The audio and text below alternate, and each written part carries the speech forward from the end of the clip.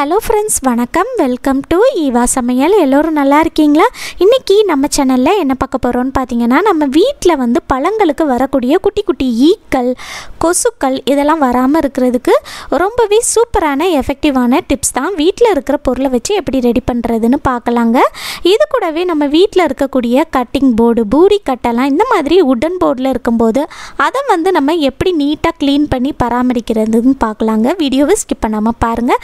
நம்ம சேனலை இப்போ தான் ஃபஸ்ட் டைம் பார்க்குறீங்கன்னா சப்ஸ்கிரைப் பண்ணலன்னா சப்ஸ்கிரைப் பண்ணிக்கோங்க ஃப்ரெண்ட்ஸ். பக்கத்தில் இருக்க நோட்டிஃபிகேஷன் பெல் ஐக்கானை கிளிக் பண்ணிக்கோங்க. இப்போ நம்ம ஃபஸ்ட்டு டிப் என்னன்னு பார்க்கலாங்க. இந்த மாதிரி ஒரு சின்ன கிளாஸ் கண்டெய்னர் அல்லது உங்கள் வீட்டில் வந்து பிளாஸ்டிக் கண்டெய்னர் இருந்துச்சுன்னா அதை கூட நீங்கள் வந்து யூஸ் பண்ணிக்கலாம். இப்போ வந்து இதில் நம்ம என்ன சேர்க்க போகிறோன்னு பார்த்தீங்கன்னா, ஆப்பிள் வந்து ஒரு 4 துண்டு வந்து கட் பண்ணி எடுத்துருக்கேங்க. அதை சேர்த்துக்கலாம்.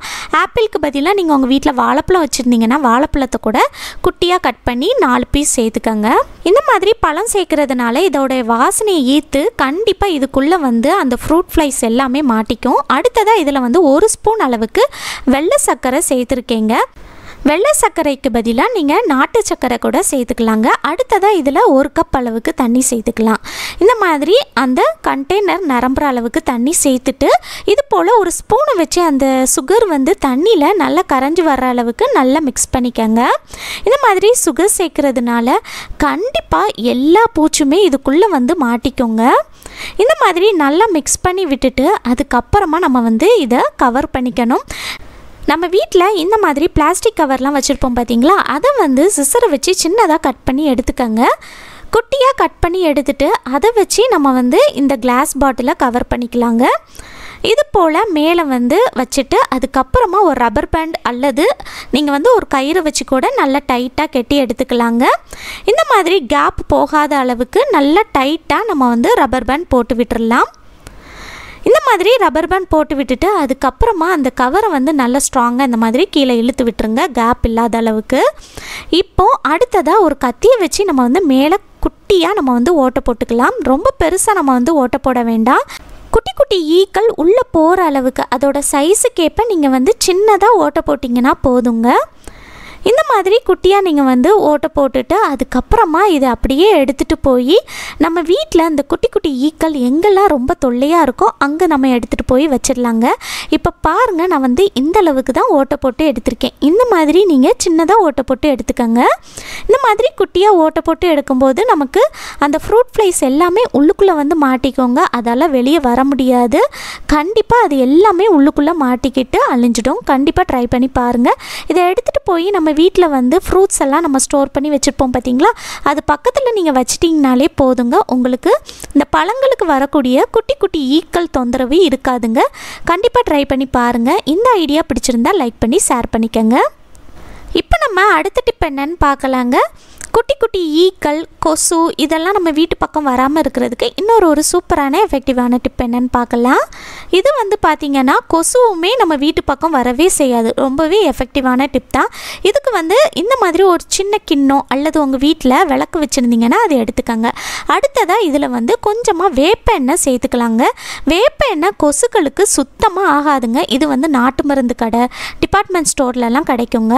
இந்த மாதிரி கொஞ்சமாக சேர்த்துட்டு அதுக்கப்புறமா நான் என்ன எடுத்துருக்கேன்னு பார்த்தீங்கன்னா, கட்டி சாம்பிராணி இருக்கு இல்லையா, அதுதான் எடுத்திருக்கேங்க. கட்டி சாம்பிராணி வந்து ரொம்பவே எஃபெக்டிவாக ஒர்க் அவுட் ஆகுங்க. கொசுவுக்கு சுத்தமாக பிடிக்காது இதோட ஸ்மெல்லு. இதை வந்து நீங்கள் நல்லா தட்டி பவுட்ரு பண்ணி 1 ஸ்பூன் அளவுக்கு எடுத்து சேர்த்துக்கங்க. சேர்த்துட்டு இந்த மாதிரி ஒரு ஸ்பூனை வச்சு நல்லா கலந்து விட்டுக்கங்க. இதோட வாசனை வந்து கொசுக்களுக்கு சுத்தமாக பிடிக்காது. அது மட்டும் இல்லாமல் சின்ன சின்ன பூச்சி ஈக்களுக்குமே சுத்தமாக ஆகாதுங்க. கண்டிப்பாக ட்ரை பண்ணி பாருங்கள். அடுத்ததாக இதில் வந்து கொஞ்சம் அகலமான நூல் வந்து சின்ன பீஸாக கட் பண்ணி எடுத்து இந்த எண்ணெயில் வந்து நல்லா டிப் பண்ணி எடுத்து இதில் வந்து சேர்த்துக்கலாங்க. நூலுக்கு பதிலாக நீங்கள் வந்து திரி வச்சுருந்தீங்கன்னா அதை கூட சேர்த்துக்கலாம். அடுத்ததாக இதில் வந்து நெருப்பு பொருத்திடலாம். இந்த மாதிரி நெருப்பு பொருத்தும் போதே உங்களுக்கு சேர்த்துருக்கிற அந்த வேப்ப எண்ணெய், கற்பூரத்தோட வாசனை வந்து சூப்பராக வருங்க. இது வந்து பார்த்திங்கன்னா கொசுக்கள், ஈக்கள் எந்த ஒரு பூச்சிக்குமே இதோட வாடை வந்து சுத்தமாக பிடிக்காதுங்க. உங்கள் வீட்டு பக்கம் வரவே செய்யாது. கண்டிப்பாக ட்ரை பண்ணி பாருங்கள். சாயங்காலம் ஒரு 6:30க்கு மேலே நீங்கள் வந்து பொருத்தி வச்சிங்கனாலே போதுங்க. இந்த மாதிரி நீங்கள் நெருப்பு பொருத்திட்டு அதுக்கப்புறமா இதை அப்படியே எடுத்துகிட்டு போய் நம்ம வீட்டில் எந்த ரூமில் நம்ம வந்து தூங்குவோமோ அந்த ரூமில் நீங்கள் வந்து வச்சு விட்டிங்கனாலே போதுங்க. கண்டிப்பாக உங்களுக்கு கொசு தொந்தரவும் இருக்காதுங்க. நிம்மதியாக தூங்கலாம். ட்ரை பண்ணி பாருங்கள், சூப்பராக ஒர்க் அவுட் ஆகும். இந்த ஐடியா உங்களுக்கு பிடிச்சிருந்துச்சுன்னா லைக் பண்ணிக்கோங்க. உங்கள் ஃப்ரெண்ட்ஸ் அண்ட் ஃபேமிலி மெம்பர்ஸ் கூட ஷேர் பண்ணிக்கோங்க. இப்போ நம்ம அடுத்த டிப் என்னன்னு பார்க்கலாங்க. நம்ம வீட்டில் வந்து தேங்காய்லாம் வாங்கிட்டு வரும்போது பாதி தேங்காய் வந்து உடைச்சிட்டு அதை யூஸ் பண்ணிவிட்டு பாதி தேங்காய் நம்ம அப்படியே ஓப்பன் பண்ணி கிச்சனில் வச்சுருக்குறோம் அப்படின்னா அதில் வந்து குட்டி குட்டி ஈக்கள்லாம் வரும் இல்லையா, அந்த மாதிரி அதில் வந்து பூச்சிலாம் வராமல் இருக்கிறதுக்கு இந்த மாதிரி தேங்காய் எண்ணெயை வந்து கொஞ்சமாக கையில் தொட்டு இந்த தேங்காயோட உள்பக்கத்தில் வந்து எல்லா பக்கமும் படுற மாதிரி நல்லா அப்ளை பண்ணிவிட்டு அதுக்கப்புறமா நீங்கள் வந்து தேங்காயை அப்படியே வச்சிங்க அப்படின்னா குட்டி குட்டி ஈக்கள் வந்து இந்த தேங்காய் பக்கத்தில் வராதுங்க. கண்டிப்பாக ட்ரை பண்ணி பாருங்கள், சூப்பராக ஒர்க் அவுட் ஆகும். இந்த ஐடியா பிடிச்சிருந்தா லைக் பண்ணி ஷேர் பண்ணிக்கோங்க. இப்போ நம்ம அடுத்த டிப் என்னன்னு பார்க்கலாங்க. நம்ம வீட்டில் வந்து காய்கறிலாம் நறுக்கிறதுக்கு இந்த மாதிரி உட்டன் போர்டெலாம் யூஸ் பண்ணுவோம் இல்லையா, அல்லது பூரி தேய்க்கிற கட்டை வந்து நம்ம வந்து உட்டன் போர்டு வந்து யூஸ் பண்ணுவோம். அந்த மாதிரி இருக்கிறப்ப அது நாளாக இது போல் நமக்கு வந்து அந்த கருப்பு கலரில் ஃபங்கஸ் வந்து வர ஆரம்பிச்சிருங்க. ஒரு மாதிரி பூஞ்சை பிடிச்ச மாதிரி ஆயிரும். அந்த மாதிரி ஆகாமல் இருக்கிறதுக்கு இதை எப்படி நீட்டாக க்ளீன் பண்ணுறதுன்னு பார்க்கலாம். இது போல் உங்களுக்கு வந்து பிளாக் கலரில் ஃபங்கஸாக இருக்குது அப்படின்னாலும் இது போல் க்ளீன் பண்ணி பாருங்கள், நமக்கு நல்லா பளிச்சுன்னு சுத்தமாயிரும். இப்போ இதுக்கு மேலே வந்து நான் வந்து ஒரு 3 ஸ்பூன் அளவுக்கு உப்பு எடுத்து நல்லா தூவி விடுறேங்க. இது போல் உங்களுக்கு எந்த அளவுக்கு உப்பு வேணுமோ தூள் உப்பு நல்லா தூவி விட்டுருங்க. அடுத்ததாக இதில் நம்ம பேக்கிங் சோடா சேர்க்க போகிறோம். அதாவது சமையலுக்கு பயன்படுத்துகிற ஆப்ப சோடா இருக்கு இல்லையா, அதுதான். அதை வந்து இது போல் கையில் எடுத்து எல்லா பக்கமும் நம்ம வந்து தூவி விட்டுடலாம்.